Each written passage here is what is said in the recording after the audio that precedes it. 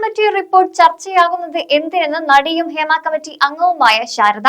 Hema committee വിട്ട് നിങ്ങൾ വയനാട്ടിലെ ദുരന്തത്തെക്കുറിച്ച് സംസാരിക്കുമെന്നാണ് ശാരദ പറയുന്നത്. റിപ്പോർട്ടിലെ കാര്യങ്ങളെക്കുറിച്ച് ഓർമ്മയില്ലെന്നും ശാരദ പ്രതികരിച്ചു. 5-6 വർഷങ്ങൾക്ക് മുൻപ് നടന്ന തെളിവെടുപ്പിനെ കുറിച്ചും റിപ്പോർട്ടിൽ താൻ എഴുതിയ കാര്യങ്ങളെക്കുറിച്ച് ഓർമ്മയില്ലെന്നാണ് നടി ശാരദ പറയുന്നത്.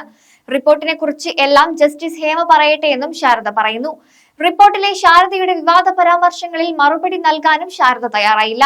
നടി ആക്രമിക്കപ്പെട്ട സംഭവത്തെ തുടർന്ന് മലയാള സിനിമയിലെ സ്ത്രീകളുടെ സംഘടനയായ വിമൻ ഇൻ സിനിമ കളക്ടീവിന്റെ ആവശ്യം പരിഗണിച്ചാണ് 2017 നവംബർ 16-ന് സർക്കാർ ജസ്റ്റിസ് ഹേമ അധ്യക്ഷയായി കമ്മിറ്റി രൂപീകരിച്ചത്. ആകെ 233 പേജുകളുള്ള റിപ്പോർട്ടാണ് പുറത്തുവന്നത്. സ്വകാര്യതയെ ലംഘിക്കുന്ന വിവരങ്ങൾ കൈമാറില്ലെന്ന് നേരത്തെ വ്യക്തമാക്കിയതിനാൽ ആളുകളെ തിരിച്ചറിയുന്ന വിവരങ്ങൾ ഒഴിവാക്കി. 49-ാം പേജിലെ 96-ാം പാരഗ്രാഫ് പ്രസിദ്ധീകരിച്ചില്ല. 81 മുതൽ 100 വരെയുള്ള പേജുകളിലെ ചില ഭാഗങ്ങൾ ഒഴിവാക്കി. 165 മുതൽ 196 വരെയുള്ള പാരഗ്രാഫുകളും അനുബന്ധവും ഒഴിവാക്കിയിട്ടുണ്ട്.